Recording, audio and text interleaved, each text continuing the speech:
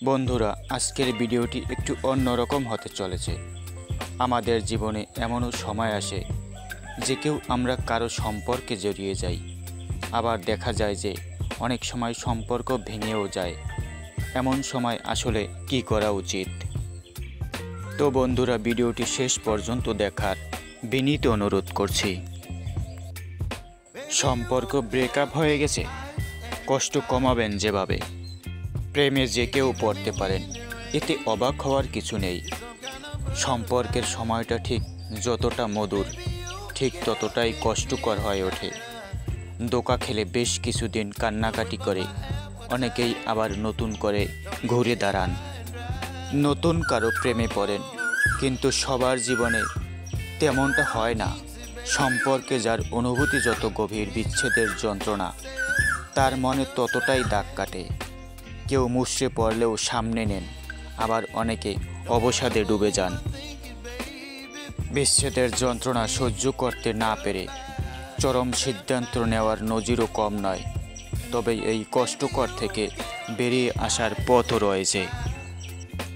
নতুন প্রজন্মের অনেকেই ডিজিটাল দুনিয়ায় প্রেম খুঁজে নিচ্ছেন। সেভাবে হয়তো কেউ কাউকে চেনেন না, কিন্তু কিছুদিন কথাবার্তা চলতে না চলতেই অনেকে মানসিকভাবে সংযুক্ত হয়ে পড়েন অন্য মানুষটির সঙ্গে। সেই মানুষটি আদৌ বিশ্বাসের যোগ্য কিনা তা নিয়ে তলিয়ে ভেবে দেখেন না, অথচ কিছুদিন পরে দেখা যাচ্ছে দুজন দুজনের পরিপূরক নয়, বিচ্ছেদ অবধারিত। তবে অল্প সময় অনেকে এমনভাবে মন দিয়ে বসেন যে ভাঙন ভীষণ কষ্টকর হয়ে ওঠে। এই সময় সাধারণত কয়েকটি কাজ করা যায়। বন্ধুদের সঙ্গে সময় কাটান। একা বসে থাকলে স্মৃতি মনকে বিষণ্ণ করে তুলবে। সেই সময় আর ফিরে আসবে না ভেবেই দুই চোখ ঝাপসা হয়ে উঠবে। তাই এই সময়টা যথাসম্ভব বন্ধু, আত্মীয়, প্রিয় মানুষদের সঙ্গে কাটানো দরকার। কোথাও বেরিয়ে আসা, সিনেমা দেখায় ব্যস্ত করে রাখলে খানিকটা সময় অতীতের স্মৃতি থেকে দূরে থাকা যাবে। তবে বিষণ্ণ মন এর কোনোটাই ভালো লাগতে নাও পারে। তবু বন্ধুদের সঙ্গে কষ্টের কথা শেয়ার করে নিলে মন হালকা লাগবে।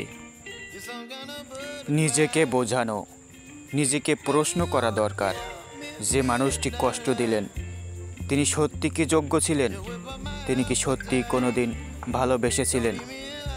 যদি তা নাই হয়, তাহলে এই চোখের বা পানি কষ্ট অর্থহীন। জীবনে আবার নতুন কেউ আসবে না, শুধু সেই সময়ের জন্য অপেক্ষা করা প্রয়োজন। কাজে মন দেওয়া।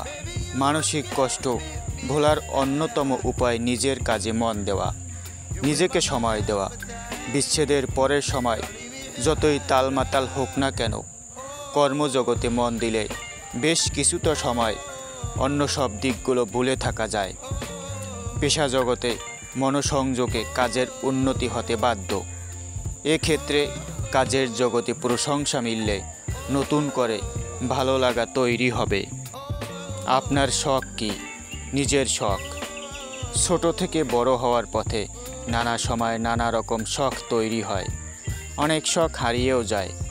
জীবনের সেই ভালো লাগা শখগুলোকে নতুন করে পুনরুজ্জীবিত করা যায়। মনোরোগ বিশেষজ্ঞ বলেছেন, এই সময় ভালো লাগার বিষয় ডুবে গেলে ভালো সময় কাটানো সম্ভব।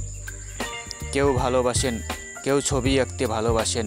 কারো যদি ফুলের গাছ ভালো লাগে, তিনি বাড়ির এক অংশে বাগান করার মন দিতে পারেন।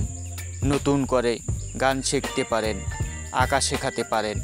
নিজেকে ভালো দিকগুলোতে ডুবিয়ে রাখলে কষ্ট বলা সম্ভব হবে। যোগাযোগ ছিন্ন করে ফেলা।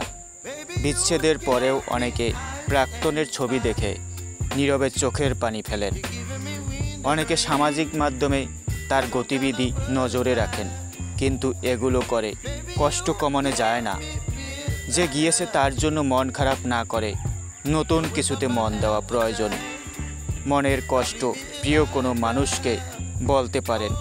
যদি সমস্ত কথা বলা না যায়, তাহলে ডায়েরিতে লিখেও রাখতে পারেন। এতে কিছুটা হলেও কষ্ট কমতে পারে। তো বন্ধুগণ, সময় এই ক্ষেত্রে ক্ষতে প্রলেপ লাগাতে সাহায্য করে।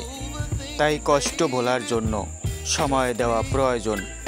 তবে যদি বিচ্ছেদের অভিজ্ঞতাতে খাওয়া, ঘুম ও দৈনন্দিন জীবনে আর খারাপ প্রভাব পড়তে শুরু করে, তাহলে কাউন্সেলিং করা দরকার।